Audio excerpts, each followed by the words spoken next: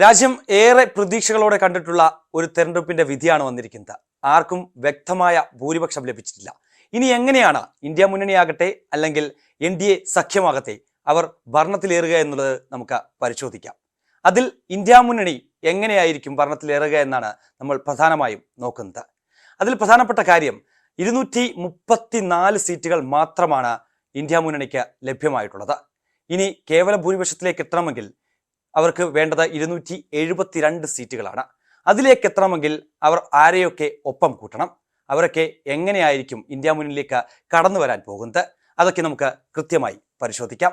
ആദ്യം അവർ ഇന്ത്യ മുന്നണി ആരംഭിച്ചപ്പോൾ തന്നെ തുടക്കം മുതൽ തന്നെ അതിന് ചുക്കാൻ പിടിച്ചിട്ടുള്ള നേതാവായിരുന്നു നിതീഷ് കുമാർ.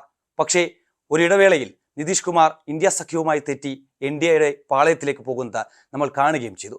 എന്നാൽ ആ JDUവിന് ഇത്തവണ 16 സീറ്റുകളാണ് ലഭ്യമായിട്ടുള്ളത്. ഈ 16 സീറ്റുകൾ ഒരുപക്ഷെ ഇന്ത്യ മുന്നണിയുടെ ഭാഗമായാൽ ഒരു പടി കൂടി ഭരണത്തിലേക്ക് കയറാനുള്ള ഒരു അവസരമായി ഇന്ത്യ മുന്നണിക്ക് അത് കാണാൻ സാധിക്കുകയും ചെയ്യും. രണ്ടാമത്തെ കാര്യം ആന്ധ്രയിൽ നിന്നാണ്. ആന്ധ്രയിൽ TDP അധ്യക്ഷൻ കൂടിയായിട്ടുള്ള ചന്ദ്രബാബു നായിഡുവിൻ്റെ പാർട്ടി അവിടെ വ്യക്തമായ ഭൂരിപക്ഷം നേടിയിട്ടുണ്ട് എന്നുള്ളത് തന്നെയാണ്. അവിടെ നിന്ന് അവർക്ക് 12 സീറ്റുകൾ ലഭ്യമായിട്ടുണ്ട്.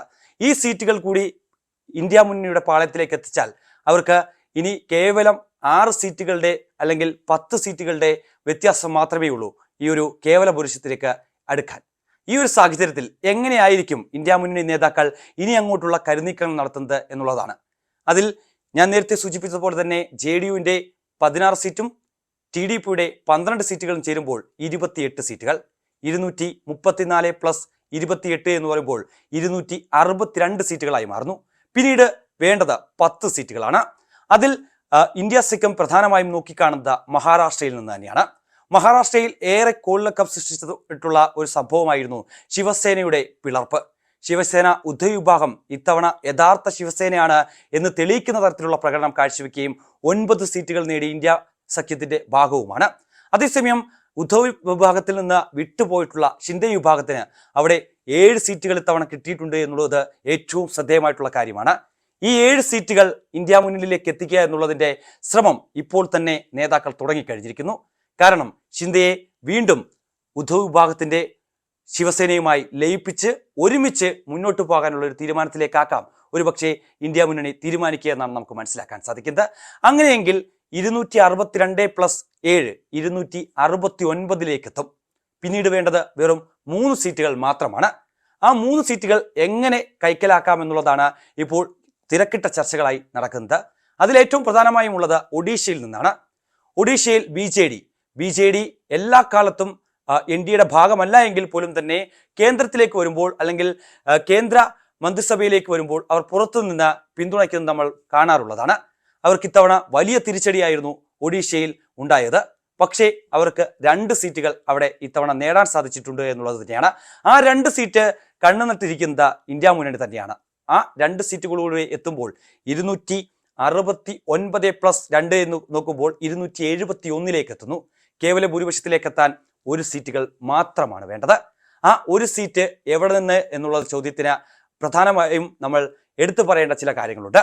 നോർത്ത് ഈസ്റ്റിൽ പല ചെറുകിട പാർട്ടികളുമുണ്ട്. ആ പാർട്ടികളെല്ലാം തന്നെ പിന്തുണയർപ്പിക്കുന്നത് NDA സഖ്യത്തിന് തന്നെയാണ്.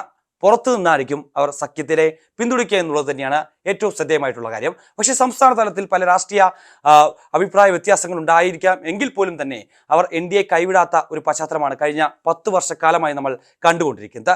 അതിൽ ഏതെങ്കിലും ഒരു പാർട്ടിയെ ഇന്ത്യ സഖ്യത്തിന്റെ ഭാഗമാക്കിയാൽ കേവല ഭൂരിപക്ഷത്തിലേക്ക് എത്താൻ സാധിക്കും.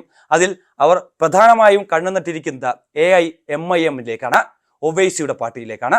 ഒവൈസി വലിയ ഭൂരിപക്ഷത്തിൽ ഏകദേശം 3.5 ലക്ഷത്തോളം ഭൂരിപക്ഷത്തിലാണ് തെലങ്കാനയിൽ വിജയിച്ചു കയറിയിട്ടുള്ളത്. AIMIMയുടെ പിന്തുണ കൂടി ഇന്ത്യ സഖ്യത്തിന്റെ ഭാഗമായാൽ കൃത്യമായി തന്നെ ഭരണത്തിലേറാൻ ഇന്ത്യ സഖ്യത്തിന് സാധിക്കുകയും ചെയ്യും. ഇന്ത്യ സഖ്യം എന്ന ആശയം അത് മുന്നോട്ട് വെച്ചിട്ടുള്ള കാര്യങ്ങളെല്ലാം തന്നെ ജനങ്ങൾ ഏറ്റെടുത്തു കഴിയുകയും ചെയ്തു എന്ന് നമുക്ക് വിലയിരുത്താൻ സാധിക്കുകയും ചെയ്യും. എന്തായാലും ഈ കണക്കുകൾ അത് ശരിയായാൽ ഒരുപക്ഷെ 10 വർഷത്തെ NDA ഭരണത്തിന്, നരേന്ദ്രമോദിയുടെ ഭരണത്തിന് അവസാനം കുറിച്ചുകൊണ്ട് ഇന്ത്യ സഖ്യത്തിന് ഒപ്പം തന്നെ രാഹുൽ ഗാന്ധിയുടെ നേതൃത്വത്തിൽ അധികാരത്തിലേറാൻ സാധിക്കുമെന്നുള്ളതാണ് ഏറ്റവും ശ്രദ്ധേയമായിട്ടുള്ളത്. എന്തായാലും നമുക്ക് കാത്തിരുന്ന് കാണാം. അണിയറ ചർച്ചകളെല്ലാം തന്നെ സജീവമായി തുടരുകയും ചെയ്യുന്നുണ്ട്.